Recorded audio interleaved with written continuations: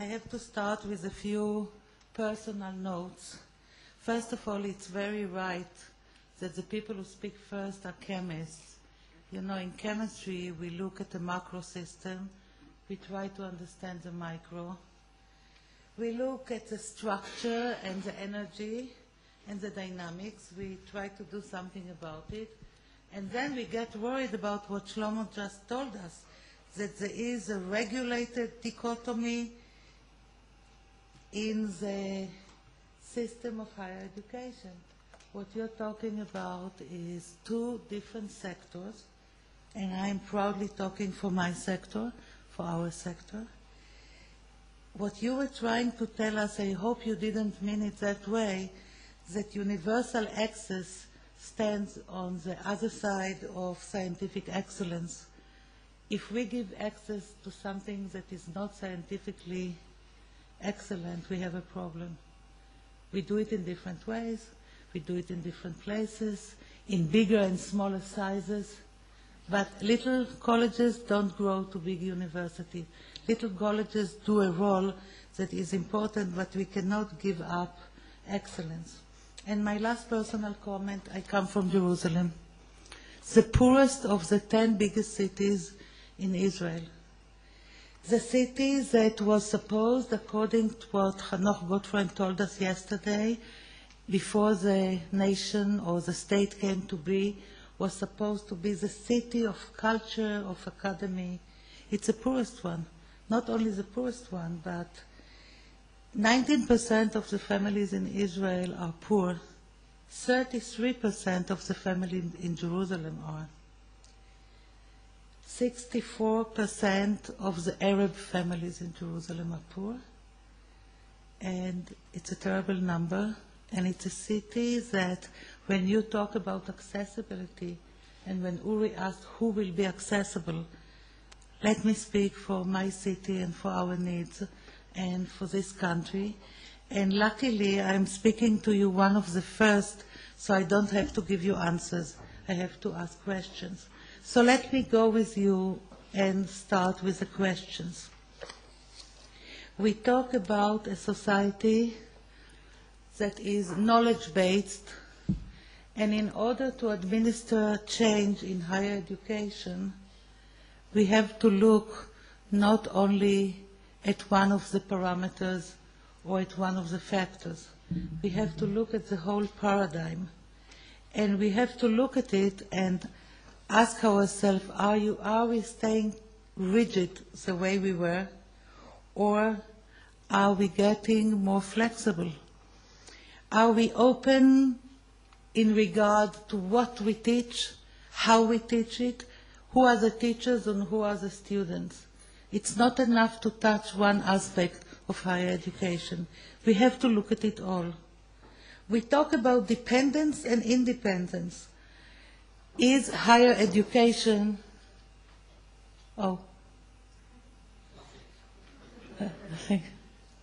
we need you for a few days at least.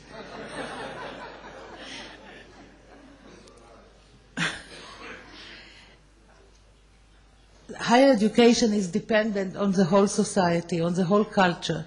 We cannot be too independent in our decisions.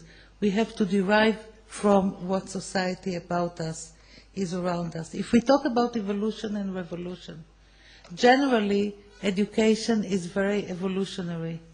Still, in order to start an evolution, we have to make a big statement, a one-time statement.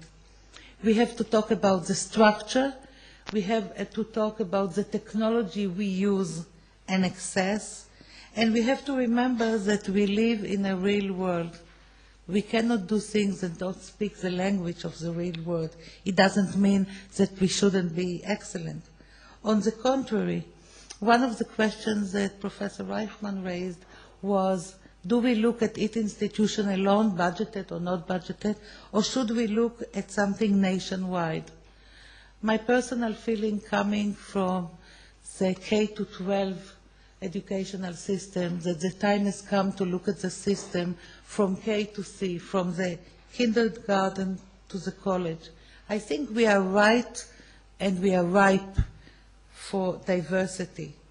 And while we have to be diverse in our offerings and to attract diverse populations, we have to be excellent in what we do. And my feeling is that all of us know that the time has come to think differently, but let's think big. And if we look at the development in higher education, and here I'm not only speaking for myself, but for quite a few of my colleagues, presidents of other colleges, we have to look at the feeding pipes, at the system at large, and the end product. The feeding pipe. People talked here about the divide between the poor and the rich. People talked about numbers.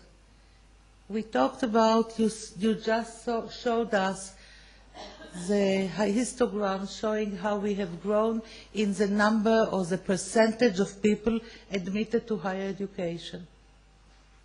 We almost reached the plateau. People who come into higher education have to come with some kind of requirements. And the requirements are high school education. Only 50% of our people in Israel have high school education. And we can correct, and we can try, and we can work, and we can have an open university that does it a little bit different, but altogether, we cannot look at higher education without looking at the whole educational system in Israel and do something about it in what we are doing and in what we're demanding. The feeding pipe. We have to have more minorities, as all of you mentioned. We have to have more minorities. When I was in the 70s in America, I was considered a minority and a female Jew. Today, we talk about females less because they are more accessed than ever, but we talk about the Haredim, which we mentioned here, the ultra-Orthodox, and we talk also about the minorities, the ethnic minorities, including the Arabs. When we look not only at the feeding pipe, but at the system at large, we have to look at the whole system. We have to look at the people who are doing the work. We have to look at the teachers. How will they do the work? How will we make sure that they know how to do it? Shall we demand research? Shall we promote them by the same criteria that we promote teachers at the university? If you talk about research teaching here, and Ze'ev talk about the 3 different levels of teaching, can we divide between the teaching college, the research university, and the industrial unit, or should we have it together? Read it in the booklet. It's a wonderful statement that you made, and I learned a lot. Thank you. But can we divide? What will we do to our teachers as they will continue to be excellent? They come into being in the school system.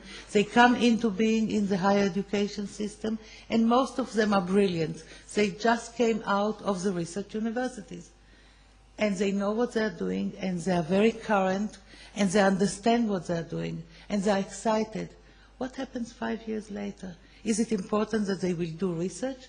Or maybe they should need a system of a system that will make them into learning communities in different subject matter areas, in different ideas about education, about research, about our higher education, how we do it, who does it, what do they get, and so on. So I think it's very important to look at the system at large and not only to look at the end products. Yes, we want, first of all, educated people. My colleagues at the college are fond of saying, did you look at all our secretaries? All of them have a first degree. This means that we are more educated. Is it enough for us to be only more educated in the profession that we used to have? Or should we be also experts? And I will ask you why for health sciences don't we need research? We have so little clinical research about all the health sciences. Do we want to do it at the colleges, somewhere else? Do we want to do a pool of research? And what about the lifelong learning? Who will do that? The university, rightly so, are busy with research. Who will do it? People will change their professions. I changed at least 4, and I belong to the olden age. But people will change their professions. Who will take care of it? Who will make sure that they know how to retrain in a very high level? I think we have to do it. So if I go to the next question, is how do we position the colleges in the higher education system? We need to make sure that there is transition and there is transfer. Many people talk about the California system. On the other hand, people from California that write about it make sure that you understand that you cannot copy a system without understanding the cultural significance and the societal connections. But even in California or throughout the US, when people go to community college, only 20% continue to the next step, to a bachelor degree. They are educated, maybe they are better professionals, but they don't go all the way.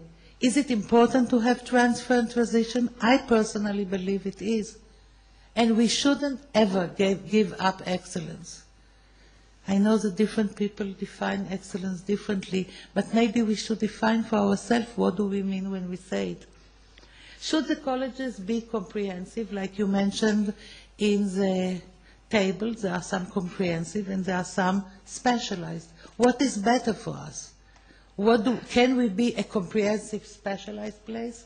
How do we become strong vehicles that people can ride to a better success?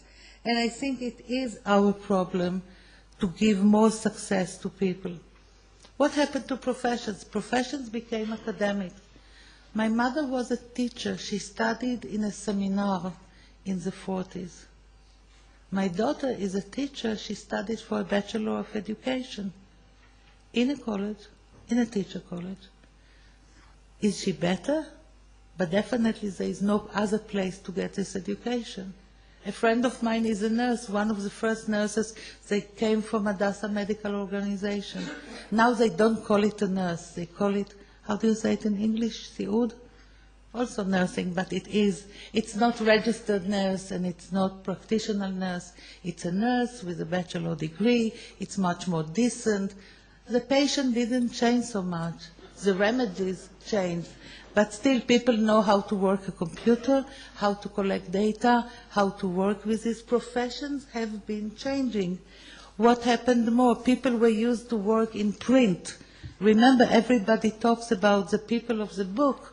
So we did print with black material, with chemical, I think. They smeared it, they used it for printing. Now they use a computer, they do graphic. It's a different profession. So some of the professions became almost academic or disappeared, and there are new professions. You don't go to the library, you go to the information resource center. And you need a person who is not a librarian, but is an expert in informatics.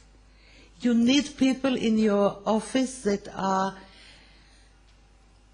officers of knowledge, chief knowledge officer, CKO, you know all those good initials and acronyms.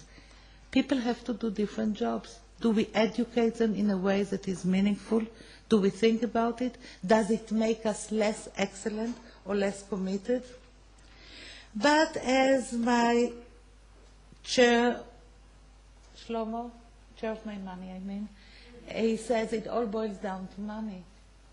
And rightly so, he says you have to be accountable, you have to assure your quality, and I say, and we have to have professional development.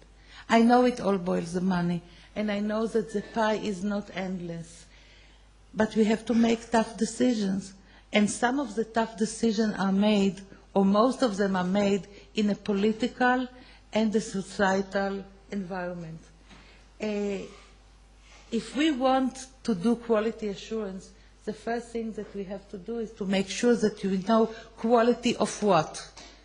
Do we look at the process? Do we evaluate the end product? Do we evaluate the connection between the goal and the end product? And how do we do it? And if universities and colleges are very different, can we look at one subject matter area and judge it in different schools on the same criteria? I don't think so. we talk about the people that will make sure that the quality is wonderful. Those people are the teachers, and I said before, if we don't have a support system, a real support system, that enhances the ability of the teachers, then they will teach what the grandparents learned, and they will not do what we really want. When we want to teach our people how to roll the wheel, we have to make sure that while they roll the wheel, they don't kill themselves. Thank you.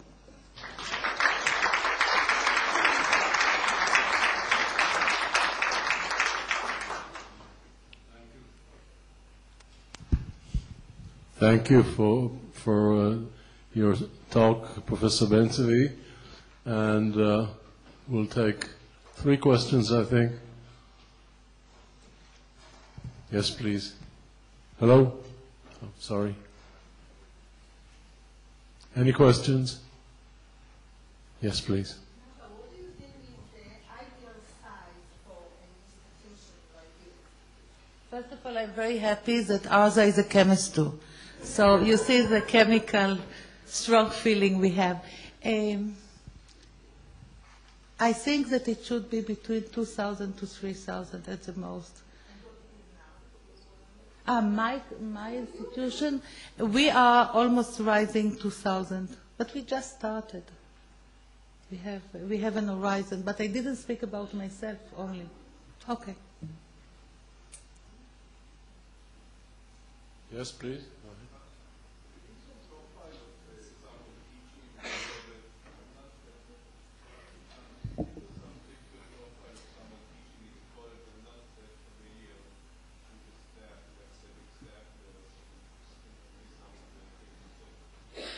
Okay, let me generalize. There are 2 groups, extreme groups that teach in a college. Some of them are people who retired from the research universities and believe the time has come to contribute to colleges. This is one group, and you see it in different fields. There is a small group, at least in my college, that are people who are teaching in the university, research university, and come for a few courses of expertise in their field.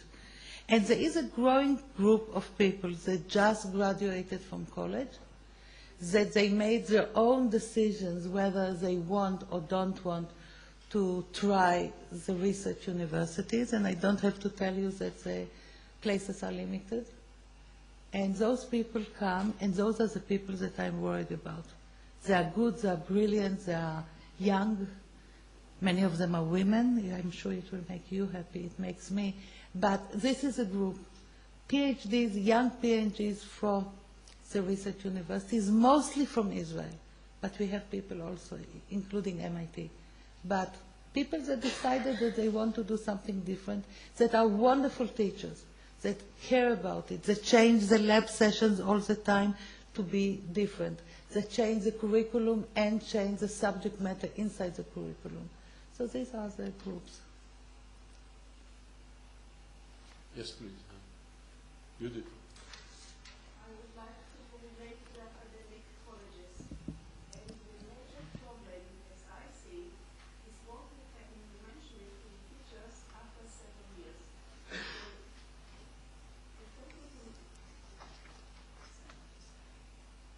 faculty members, many of them are very devoted to their teaching. They teach very well. But again, what will happen after several years? And looking upon the system as a whole, I feel that the universities should be more generous to the colleges in enabling the teachers of the colleges doing some kind of research or whatever is professional with what they teach, and also integrate in guiding master's, MSc students, MA students, and so on. But this needs a joint effort and not looking upon each other as 2 different sectors, the universities and the colleges to that. I think it's very important that Judith says it mostly when she is the chair of the High Nomination Committee, the National Nomination Committee for professors, and it's very important to hear your voice as somebody that sees folders, for their files, their life stories, to understand how much we have to do that we will get the best.